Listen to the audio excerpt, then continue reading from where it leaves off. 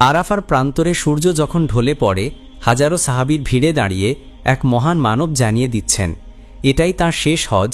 শেষবারের মতো উম্মতের সামনে তার মুখনিসৃত শব্দগুলো পৌঁছবে, কাঁদো হে হৃদয়, কারণ আপনি শুনতে চলেছেন সেই পবিত্র ভাষণ যেখানে মানবতার মুক্তির বার্তা লুকিয়ে আছে।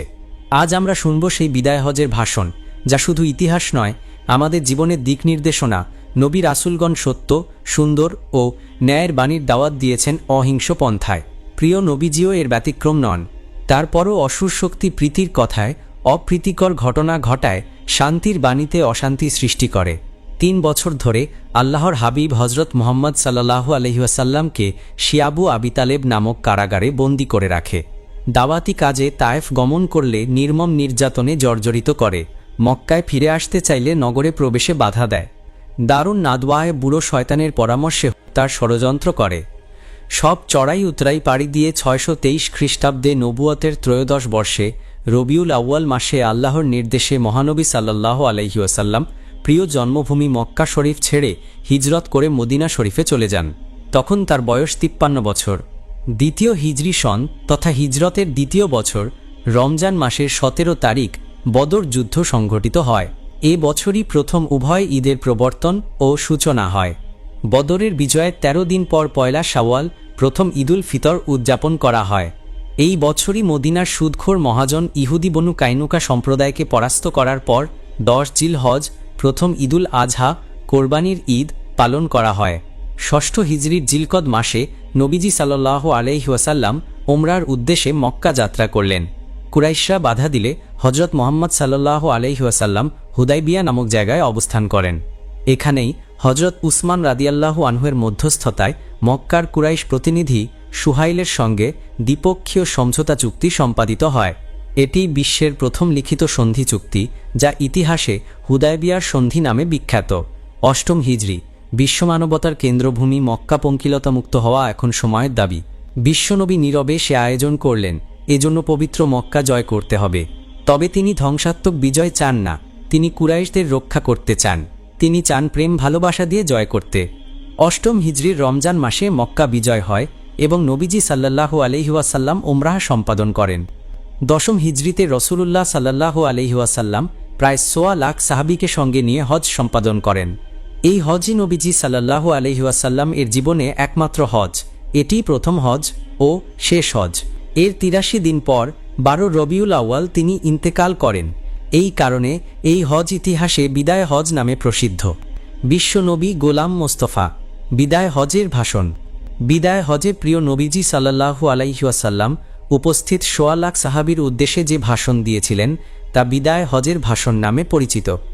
এটি ছিল তার জীবনের সর্বশেষ আনুষ্ঠানিক ভাষণ, যা তিনি 10ম হিজরি সনের 9ম জিলহজ আরাফার দিনে মসজিদের নামিরাতে ও জাবালে রহমতের ওপরে এবং পরদিন 10ম জিলহজ ঈদ ও কোরবানির দিন মিনাতে প্রদান করেছিলেন।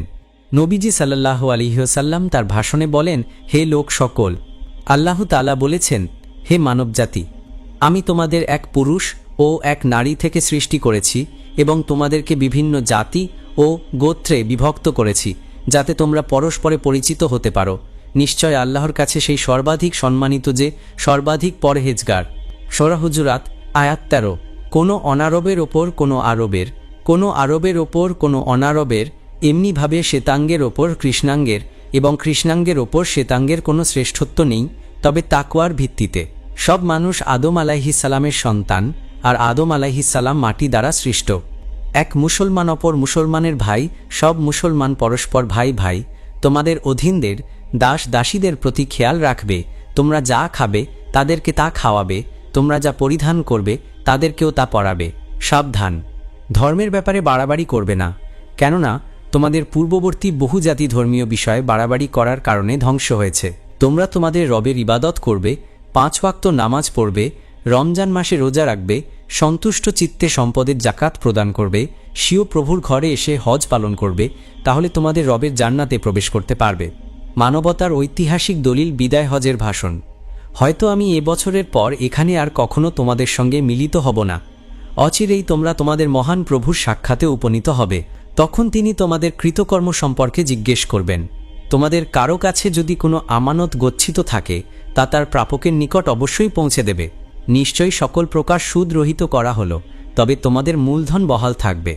মহান আল্লাহ ফয়সালা দিয়েছেন যে আর কোনো সুদ নয়। আব্বাস ইবনে আব্দুল মুত্তালিবের সব সুদ রহিত করা হলো। তোমরা কোনো জুলুম করবে না, বরং তোমাদের প্রতিও কোনো জুলুম করা হবে না। জাহিলি যুগের যত রক্তের দাবি তা সব রহিত করা হলো। সর্বপ্রথম আমি রবিয়া ইবনে হারিস ইবনে আব্দুল মুত্তালিবের শিশুপুত্রের রক্তের দাবি রহিত করলাম। আল বিদায়া ওয়ান নিহায়া। নিশ্চয় আল্লাহ তাআলা প্রত্যেক প্রাপকের জন্য তার অংশ নির্ধারণ করে দিয়েছেন। যে ব্যক্তি নিজের জন্মদাতা ছাড়া অন্যের সঙ্গে নিজের বংশসূত্র স্থাপন করে এবং যে নিজ মনিব ছাড়া অন্যকে মনিব বলে স্বীকার করে, তার ওপর আল্লাহর লানত। সব ঋণ পরিশোধের যোগ্য ও অধিকার ধারকৃত বস্তু ফেরতযোগ্য উপঢৌকনেরও বিনিময় প্রদান করা উচিত। জামিনদার জরিমানা আদায় করতে বাধ্য থাকবে। কারো জন্য তার অপর ভাইয়ের কোনো কিছু বৈধ নয় যতক্ষণ না সে নিজে সন্তুষ্ট চিত্তে প্রদান না করে। কোনো মহিলার জন্য তার স্বামীর অনুমতি ব্যতি রেখে স্বামীর অর্থসম্পদ থেকে কাউকে কিছু দেওয়া বৈধ নয়। তোমরা কখনো একে অন্যের ওপর জুলুম করো না। নিশ্চয়ই তোমাদের স্ত্রীদের ওপর তোমাদের অধিকার রয়েছে এবং তোমাদের ওপরও তাদের অধিকার আছে। অতএব হে মানবজাতি, তোমরা আমার কথা অনুধাবন করো। আমি তো পৌঁছে দিয়েছি। আমি তোমাদের মাঝে এমন সুস্পষ্ট দুটি বিষয় বিধান রেখে গেলাম যা দৃঢ়ভাবে ধারণ করলে তোমরা কখনো পথভ্রষ্ট হবে না।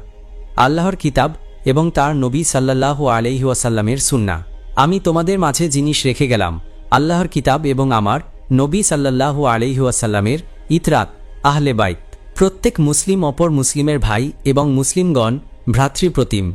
সুতরাং কোনো মুসলিমের জন্য তার ভাইয়ের কোনো কিছু বৈধ নয় যতক্ষণ না সে সন্তুষ্ট চিত্তে তাকে তা প্রদান করে। অতএব তোমরা নিজেদের প্রতি জুলুম করো না। সকলে শোনো।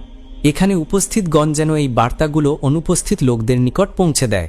হয়তো অনেক অনুপস্থিত লোক উপস্থিত শ্রোতা অপেক্ষা অধিক হেফাজতকারী হবে।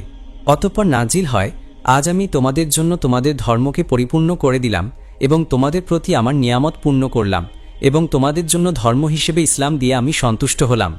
আল কোরআন সূরা মাইদাহ আয়াত ৩।